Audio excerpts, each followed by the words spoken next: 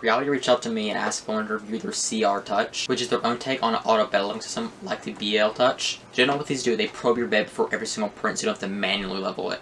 When I print, I just want to mess with the printer as little as I possibly can. I hate leveling it, and this solves that issue.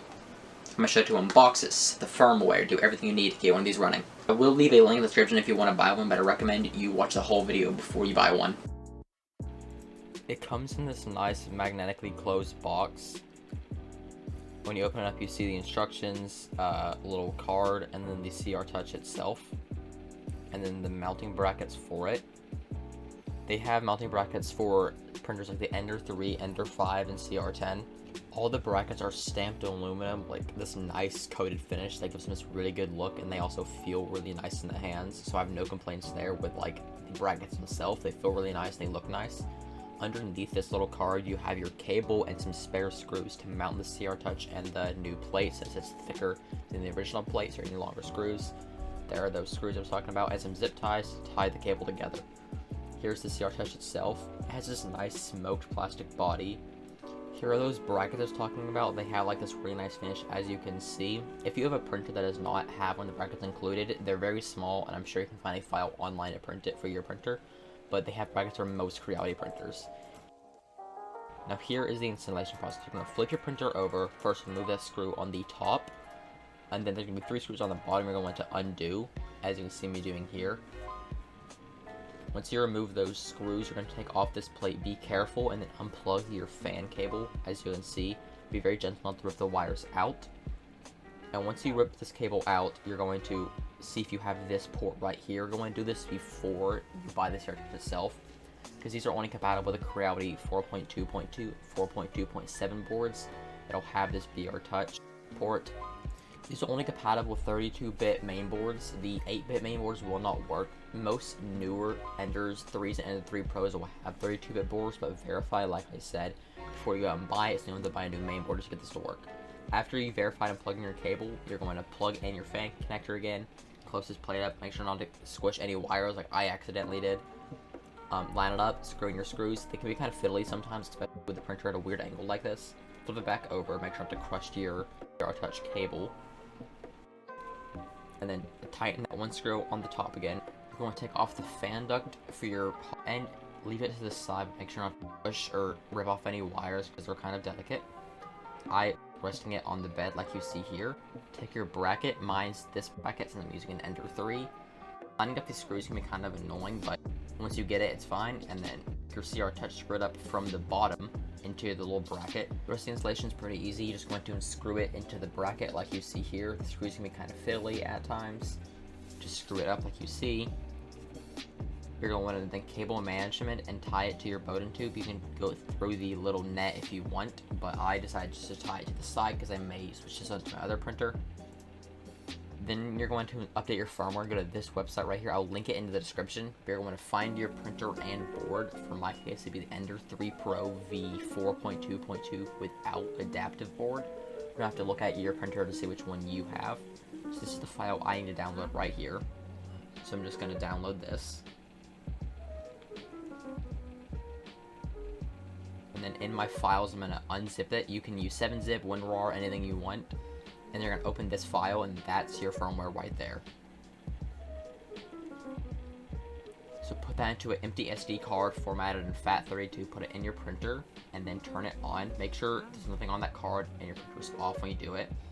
So when you power cycle it, the screen will be off for a second, but when it's on, you're going to go, and then you can see check BL Touch. If firmware is not updated, just try retrying, reformatting the disk. It can be fiddly sometimes. Now's a good time to remove your Z limit switch. I unplugged it, but you also should probably remove it fully from the side of the printer. I just took the cable off for now. And you're going to home your printer, as you see here. It should automatically use the CR Touch since you have the new firmware. Then you're going to go to prepare, and you're going to move the axis, the Z1, down 10 millimeters. It'll move up 10 millimeters when you home it, so that's why. Now you're going to want to set your Z probe offset, so go to main, control, and then down to control, and then bed leveling, and then probe Z offset, and then move this to how you think first where it should be, about 0.1 millimeters, so what I strive for. can take a card or something and do the normal bed leveling trick like this. So just move it until it's a nice level. After you're done leveling your bed, you're going to probe the bed like I did here, which is an option under bed leveling. And then you're going to print something like this to make sure bed level is correct. But first, you're going to go to your printers, manage printers, click the one you want, and then under G28, you're going to put a G29 that will probe the bed for every single print. So that's where you're going to want, and then you can start printing. Here is a little time lapse of the print I did.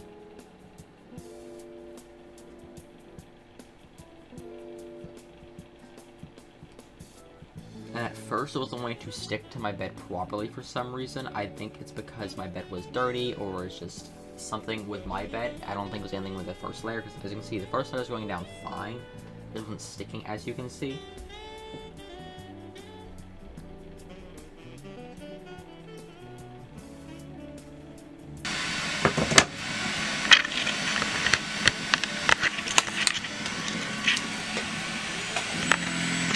As you can see, it's not want to stick to my bed for the life of me. They're just driving around the filament. So I did the all reliable tape. Put that on my bed, started the same exact print. And as you can see, it's starting to stick to the bed a lot better now. So my issue was just my bed adhesion. The only inconsistencies were the tape overlapped, but as a first layer, it turns out really nice. But as I went to go start my next print, I noticed the CR touch was dragging against my bed, scratching it. So I had to reposition that and reset my Z probe offset. So just go back into the way I showed before, control, bed leveling, Z probe offset, and readjust it. I had to move up my CR touch so I could like angle the bracket. And then here's a time lapse of another test print I did the Creality dog. I didn't do a good quality because it was in a little bit of rush, but as you can see, the first layer went down really nice. And all this on my bed is just glue. Nothing wrong. Thank you for watching my review on the Creality CR Touch. If you want to buy one of these yourself, links in the description. So if you use the code TATO10, you get 10% off and it directly supports me. Creality did send this out for review, but that did not alter my opinion at all. I had some issues, like it was scratching my bed for some reason. But overall, once you get the bumps ironed out, it's really good. It's like any other bed leveling, like the BL Touch. They're super convenient to have, and like this one because it looks nice, fits my printer. Some of my issues with the other auto leveling things, they kind of looked ugly.